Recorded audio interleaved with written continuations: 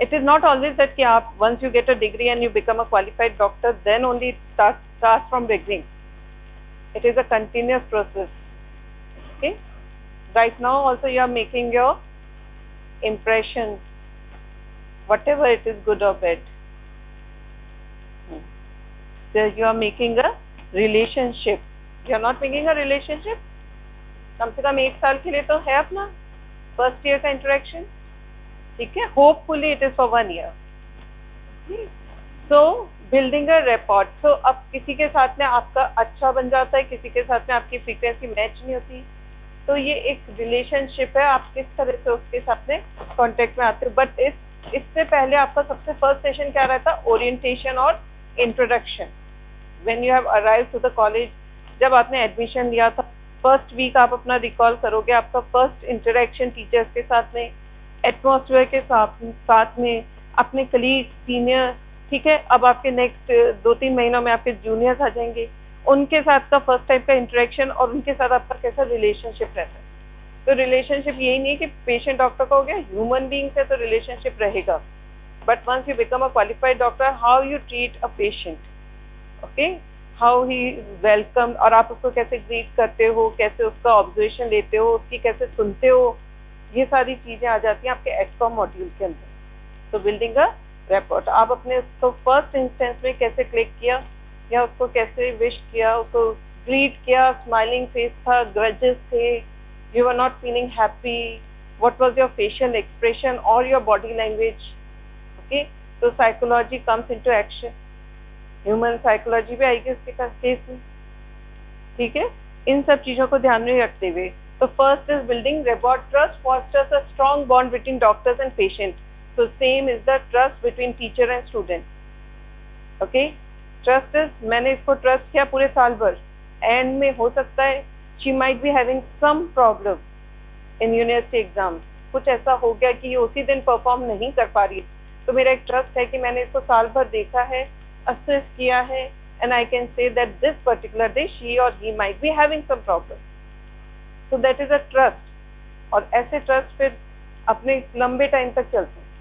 It is not only 1 day कि आज मैंने इस पे ट्रस्ट किया और कल मैं नहीं करूंगी. ट्रस्ट है तो मैं करूंगी. Clear? So this relationship is there. Next is satisfaction. अगर मेरे को इससे ट्रस्ट है, या किसी भी स्टूडेंट से, या मैं इसको अपने सिनेरियो में, अपन प्रेजेंट सिनेरियो की बात करें कि अपने पास है तो हमारा है, ठीक है. और उसके बाद में वो स्टूडेंट भी सेटिस्फाइड होगा, मी भी होगा, तो वो मेरे पास आएगा, या जो भी फैकल्टी उसके पास जाएगा. आप क्वेश्चन भी पूछते हो, आप अपने आप को भी सेटिस्फाई करने की कोशिश करते हो. Same is the case with patient. सबसे डिफिकल्टी आज के टाइम में टेक्नोलॉजी के साथ में क्या है? All the patients are Google doctors, so they already come with the diagnosis, so they have number of inquisitiveness questions भी होंगे, और उसका आपको पेशेंट्स के साथ में आंसर भी करना है. Clear? So how do you satisfy a patient? A patient केवल फिजिकल मोड में आपके सामने नहीं आ रहा है, through telemedicine और through AI tools, it is coming into the virtual mode also. So patient satisfaction not only physically, it has to be virtually or through the AI tools, whatever the means we are using it. Clear? Third is, how will you improve the health outcome? Until unless the trust is there, okay, confidentiality is there, confidence is there, ठीक है. तो chronic patients के case में आपको एक patience maintain करना पड़ता है, एक कॉन्फिडेंशियल लेवल मेंटेन करना पड़ता है, और आज का सबसे कॉमन क्या है? Second opinion, third opinion. तो एक कॉन्फिडेंशियलिटी और ट्रस्ट कैसे मेंटेन करके चलना है. बट इसमें डॉक्टर्स की भी ड्यूटी होती है और पेशेंट की भी ड्यूटी है. म्यूचुअल है, it is a mutual thing. कोई भी चीज वन साइडेड लंबे टाइम तक नहीं चल सकती. This is a historical evolution of doctor patient relationship. It is not right now कि 18th सेंचुरी से हुआ है, या 17th या 19th सेंचुरी. जब से मैन ह्यूमन बीइंग का एवोल्यूशन स्टार्ट हुआ है, these are all natural feelings. Okay, empathy, sympathy, psychology, okay, clinical psychology के सब्जेक्ट, आपके सब कुछ conflict of interest it was there right from the beginning, but right now we have given them the terms. उनको point कर दिया गया कि ये particular इस field का है, ये इसकी definition है, ये है, but ये सब चीजें शुरू से थी. तो ठीक है, इसका एक historical evolution है that resulted into medical ethics and development. Now what is medical ethics?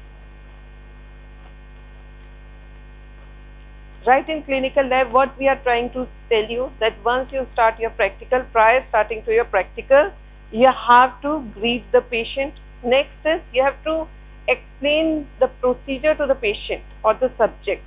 जिससे भी हम experiment कर रहे हैं, आज आप एक दूसरे पे कर रहे हो, जब एग्जाम होते हैं तब आपको सब्जेक्ट प्रोवाइड किया जाता है.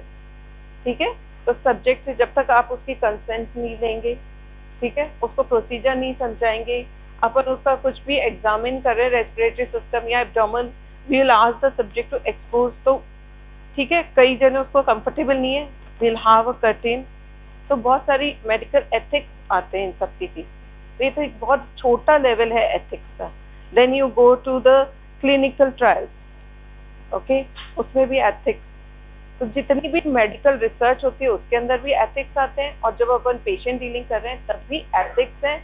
तब उसकी प्राइवेसी भी मेंटेन करनी है, कॉन्फिडेंशियलिटी, उसके हिस्ट्री जो दी है उसको भी मेंटेन करना है आपको. वो आपके साथ में कितना सेफ सिक्योर फील कर रहा है और कितने कंफर्टेबली वो आपको हिस्ट्री कर रहा है या कम्युनिकेट कर रहा है. ठीक है, तो कम्युनिकेशन एक सॉफ्ट स्किल है और बहुत इम्पोर्टेंट है for this doctor patient relationship. दोनों के अंदर अब्यूजिव लैंग्वेज यूज नहीं होनी चाहिए, ना तो पेशेंट को यूज करना है ना डॉक्टर को यूज करना है. ठीक है, डॉक्टर को तो बहुत ही सॉफ्ट स्किल से भरपूर होना चाहिए, है ना. क्या होते हैं सॉफ्ट स्किल्स में, क्या क्या आएगा? पोलाइटनेस आएगा,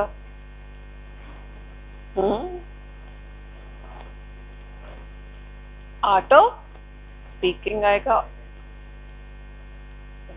your language has to be very much clear, it has to be audible. जो राइटिंग है वो भी क्लियर होनी चाहिए. और क्या हो सकता है?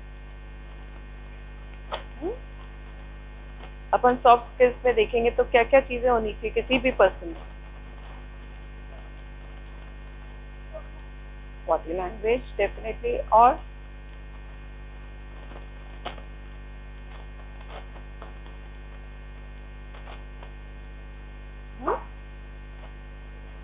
पोलाइटनेस होनी चाहिए, है ना. The person should listen to your communication. Okay, बोलने वाले तो आपको बहुत मिलेंगे, आपकी प्रॉब्लम को सुनने वाला भी कोई मिलना चाहिए. तो he has to be a patient listener. To be a patient listener or to be a doctor who listens or take the history properly. सबसे important problem कहाँ पे आती है? बेसिक प्रॉब्लम कहाँ पे एनकाउंटर होते हैं इंडिया में?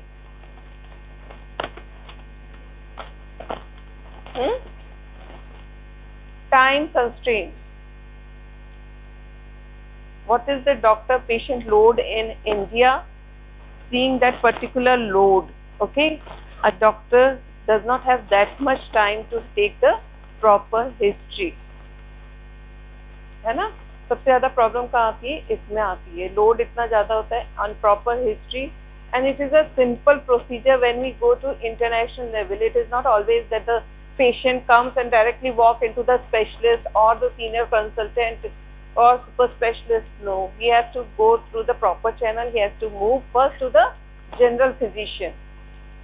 The general physician is going to refer it to move to the specialist. Then only he can move to super specialist. It is not a direct approach. Whatever the patient feels, आज मुझे cardiology में दिखाना, आज मुझे इसमें दिखाना. So it is not that simple. आपको through proper channel जाना पड़ेगा. First, it has to be encountered to a specialist or a general physician or family physician, then to the specialist, and then further if there is any requirement for super specialist.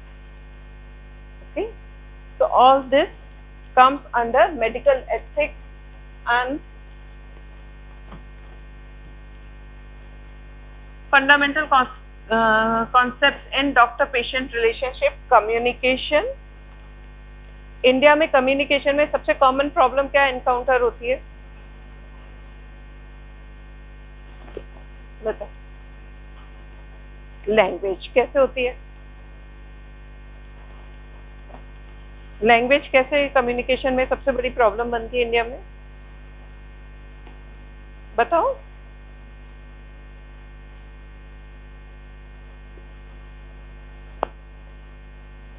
Her state की होती है या हर city की होती है?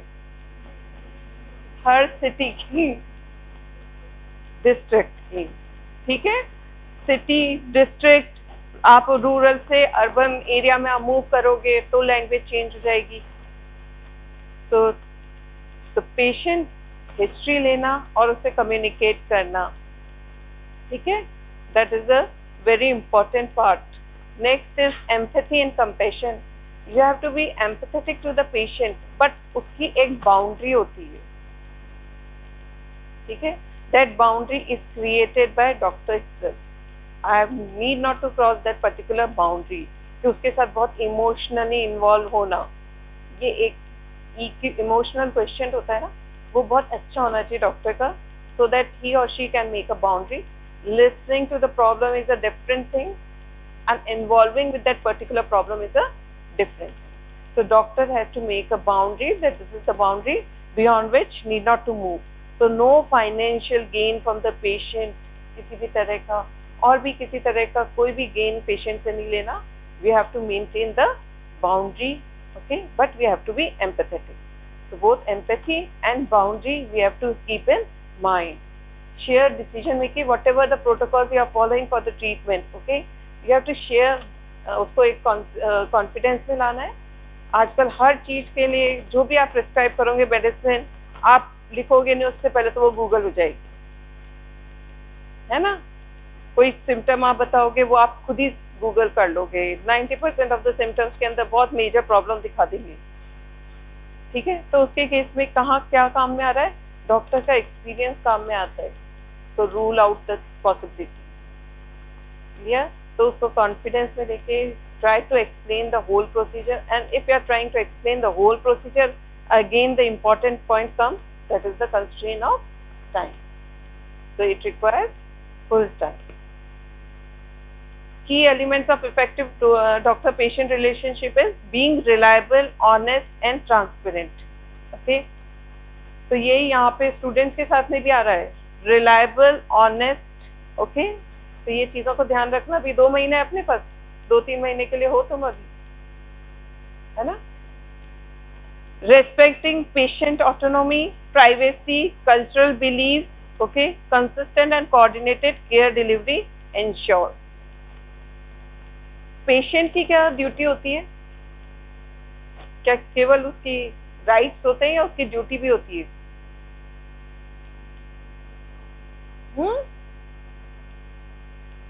बताओ. ये जो विस्परिंग टेस्ट चल रहा है ना, वो आराम से खड़े होके बोलो अगर कुछ अच्छा आता है तो.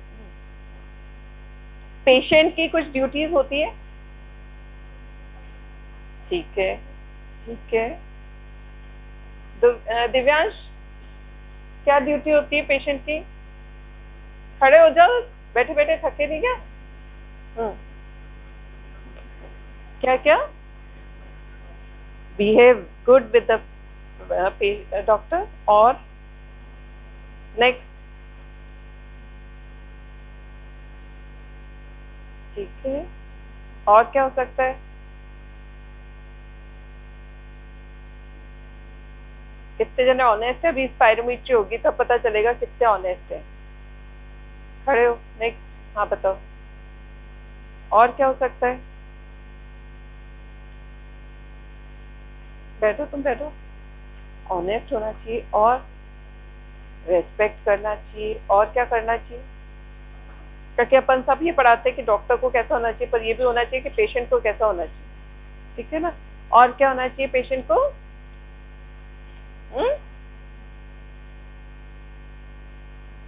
बताओ, कैसा होना चाहिए पेशेंट को? ठीक है, क्लियरिटी, क्लियरिटी होनी चाहिए. और आयुषी बताओ, बैठो।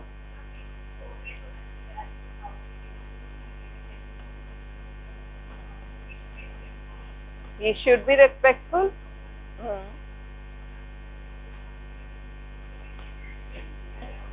नहीं, ये तो तुम्हें 99.9% मिलेगी आज के टाइम में। होना क्या नहीं चाहिए, सभी हैं। तुम नहीं हो ओवर स्मार्ट। जब हम पढ़ाते हैं तो तुम मैनुअल खोल लेते हो चेक करने के लिए कि हम क्या सही पढ़ा रहे हैं या नहीं पढ़ा रहे। बताओ। ट्रस्ट होना चाहिए, फेथ होना चाहिए, और सबसे इम्पोर्टेंट इसको disrespectful words, no abusive language, no violence. Okay, so he or she has to be, मतलब उनको भी एजुकेट करना चाहिए कि how to behave in a hospital environment और with the doctors. It is not always that the doctor is misbehaving. Okay, there are numerous incidents in which the patient is not behaving properly. Okay, so for that they have these particular duties, duty of a patient. Doctor के तो 24/7 है कि मेरी क्या discussion हो रहा है sir? मैंने कल परसों भी क्लास में बोला था, बोल मैं रही हूँ, प्यास तुम लोगों को लगती है. Now what are the different other sources for consultation? Okay, telemedicine, ठीक है, एक हो गया. उसके बाद में एआई के डेवलपमेंट के साथ में और भी वर्चुअल टूल्स आ गए, ठीक है, मोबाइल एप्लीकेशंस आ गई, in which a doctor can see a patient. In that scenario the patient satisfaction score can not be estimated. उसके लिए कोई एक बहुत वैलिडेटेड स्केल नहीं है. उस वैलिडेटेड स्केल को अभी बनाया जा रहा है, जिसमें कि हम ऑनलाइन मीडियम से जिन पेशेंट्स को ट्रीट कर रहे हैं उनका सेटिस्फेक्शन लेवल चेक कर सकते हैं. Physical mode में we can get their feedback immediately, okay, but in case of online or through mobile applications we need a scale to measure the patient satisfaction. And for this,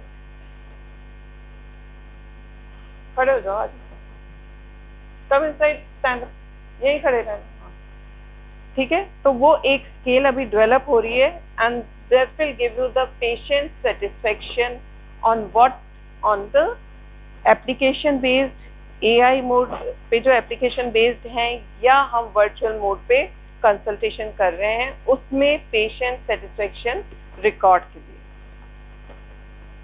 challenges, time constraint रहता है, miscommunication as we are facing the language barriers. In every 20 to 30 kilometers we have different language, okay, which hinders the doctor patient relationship, leading to dissatisfaction and suboptimal care. Power imbalance, दोनों को ही अपनी अपनी duties responsibility maintain करनी है. अगर जहाँ ये balance बिगड़ा तो वो रिलेशनशिप कह लीजिए या वो कॉन्टैक्ट कह लीजिए या वो कॉन्ट्रैक्ट कह लीजिए, क्योंकि it is a type of contract, okay, in which the doctor need not to take any sort of favouritism from the patient, किसी भी तरह का नहीं. Physical, emotional, financial, mental, social media. Okay, as the time changes, it has also included social media. Avoid to be in contact with the patient directly through social media. Clear? Okay, so this is power imbalance. Solution for enhancing communication की training. Patient को भी educate करने की जरूरत है और patient feedback को लेने की भी जरूरत है. तो फिजिकल मोड है तो आप इमीडिएटली एक फॉर्म फिल करा सकते हो, ठीक है, और अगर फॉर्म फिल नहीं करा सकते हैं तो आप एक पर्सन को बैठा सकते हैं जो कि इंटरव्यू की तरह उसका फीडबैक ले ले. क्या हो रहा है? इतने साइलेंट एनवायरनमेंट में, ठीक है ना, मेरा तो हियरिंग टेस्ट होता ही रहता है क्योंकि पता चल जाता है. ओके, एंड ये पेशेंट फीडबैक है फिजिकल मोड पे इजी है, जहां हम ऑनलाइन या वर्चुअल मोड पे आ गए तो the technology is trying to build a validated scale for measuring the patient satisfaction through telemedicine services. Clear? Ethical में confidentiality, informed consent and conflict of interest. क्या होता है conflict of interest?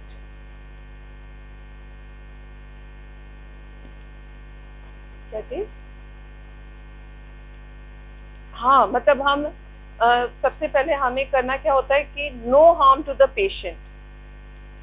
It is not that some particular pharmaceutical company is asking us to provide some kind of clinical trials and looking, हम avoid कर रहे हैं patient के benefit को और हम we are going to do the clinical trials or the blind trials. No. Okay, there should be no conflict of interest. You are not gaining any favorism from any kind of companies or the institution. Clear? So there should be no type of conflict of interest. Informed consent. कितनों ने STS के project भरे अभी? How many of you have gone for STS project? Short term studentship निकालता ना ICMR का, भरे होंगे ना? कितनों ने डाले? Nobody has? किसी ने भी नहीं आयशी? क्यों? You were trying to do? नहीं हो पाया, डेट गई, निकल गई, किसी ने भी नहीं करा. These projects, they help you to build your CV, a strong CV. Present scenario, what the world is fighting. If you are looking to geopolitics. Okay, Trump has refused for the sponsorship of the university. So universities, they are getting annoyed if the funds are refunded. Okay, they are not being given. The university will not be able to go for research. So any kind of research, if the students are doing, they have to ask for this informed consent. ठीक है, या तो हम subject पे करें या हम patient पे करें, whatever the scenario, you have to take the informed consent. So research is the topmost educator point to improve your CV. आपको बाकियों से डिफरेंशिएट करने का सबसे इम्पोर्टेंट प्लेटफॉर्म है research. What is your outstanding knowledge regarding research? And out of 250, nobody has applied for STS. Not a single student. किसी ने भी अप्लाई भी नहीं किया, कोशिश भी नहीं की. हाँ या ना? डेट निकल गई. क्या जब थी तब क्यों नहीं जगे?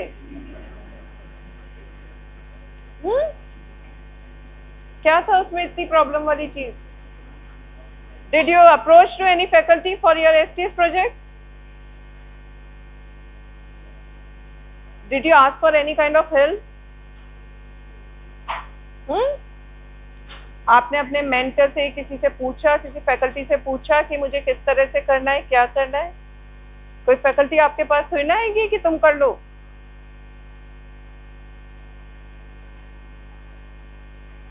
Regulatory and legal aspect of doctor-patient relationship, medical malpractice laws, patient rights and healthcare regulations, they depend from country to country, state to state. Okay.